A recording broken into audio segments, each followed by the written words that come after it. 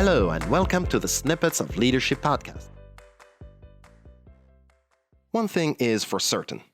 Your team's decision-making process should never end in a deadlock.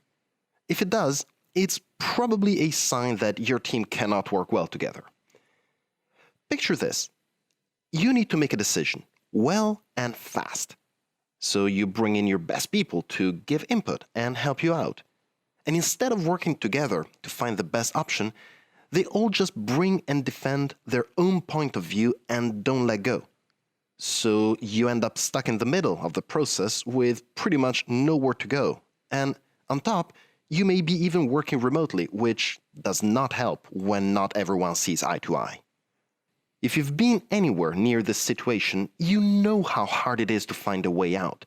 And not surprisingly, the best way to avoid a deadlock is to not give it any chance in the first place.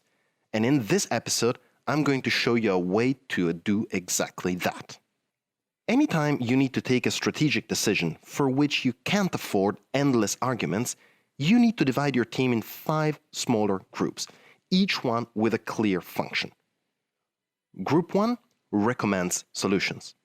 Group 2 provides input to Group 1. Group 3 agrees or vetoes those solutions. Group 4 decides what solution to pick. And Group 5 executes. Each group can play that one role however they want, but they are not allowed to ever interfere into what another group is doing. Let's go through them one by one. Group 1, recommend, needs to come up with one or more proposals for the decision. To build these proposals, they need to gather information. They can do that as they want, and if they think they need a hand, they can involve Group 2, the ones that provide input. Group 2, the ones that do provide input, they only react when prompted. Their job is to provide what is asked as precisely and as timely as they can to Group 1. Once Group 1 is done, and their proposals are ready, with or without the input of Group 2, they bring them over to Group 3, the ones that agree.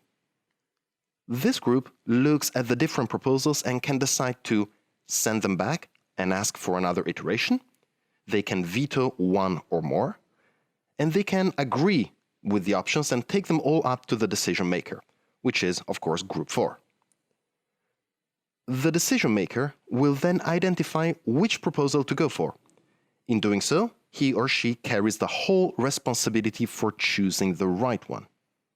So Group 4 is the ultimate responsible for the whole process and the appropriateness of the decision. And once the choice has been made, enter Group 5, whose task is to put everything into practice as effectively as possible. This is a decision-making process called RAPID, originally designed by Bain, if I'm not wrong. And it's designed to maximize time efficiency and cut down discussions to a minimum. So as you can see, it leaves complete freedom to each group on how to fulfill their task and completely closes off interference from other areas. This is because you can't waste time, and you need to allow people maximum focus and independence to do their job well. So to recap it once more, Group 1, recommend, comes up with a few proposals for the decision.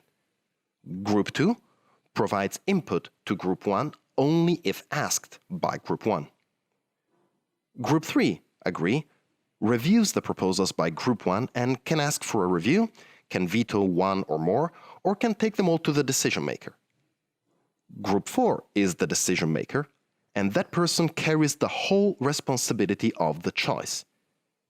And Group 5 are the ones in charge of implementing the chosen solution. And an extra note, if for any reason Group 1 and 3, the ones that come up with proposals and the ones that can veto or agree to them, enter a conflict and do end up in a deadlock, it is up to Group 3, the ones that agree, to take it up to the decision maker, who will then act as a mediator and break the conflict. This is a fail-safe device, just to make sure the process keeps going. So, you have all the basics to apply this decision-making process in practice, and here are a couple of extra considerations for you. First of all, let roles be independent of hierarchy. You can choose to keep the role of decision maker or to assign it to someone else. And you can do the same with all other roles. The only thing that matters is each person's capability to fit a specific role given the topic. And the roles they play may be different with every decision. Second, before you get started, make sure everyone knows the rules well and don't allow interference across groups. Third, remember that the ultimate responsible is the decision maker.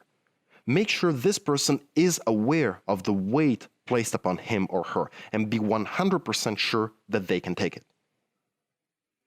If you apply the system well, considering these 3 points above, you can directly count on a more efficient use of your time, on circumventing typical team behaviors in uncertainty, and you'll be able to cut down on your chances of being paralyzed by a deadlock. You can start with a test on one decision, and once your team has worked with it, you can even have different decision processes running in parallel. Once it becomes part of your way of working, you'll be making a consistently better use of everyone's time, skills, and resources, including yours. Thank you for listening. My name is Edoardo Binda from EBZ Coaching. I'm a leadership and communication trainer and consultant. And if you have any questions about what you've heard in this episode, please reach out to me via LinkedIn, Facebook, or my website. I'll be answering the most interesting questions on the show. And if you know someone that will benefit from this type of content, please make sure you recommend this podcast to them. Thank you, and see you next time.